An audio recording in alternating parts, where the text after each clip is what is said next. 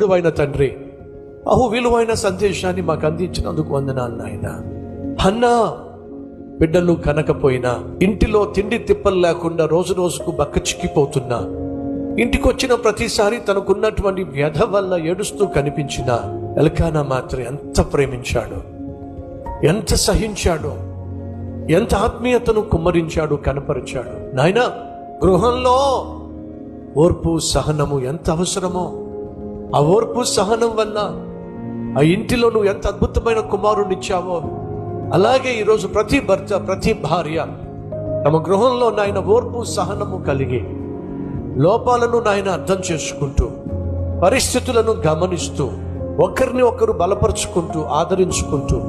కోపానికి ఆవేశానికి నోటికి పని పెట్టకుండా నాయన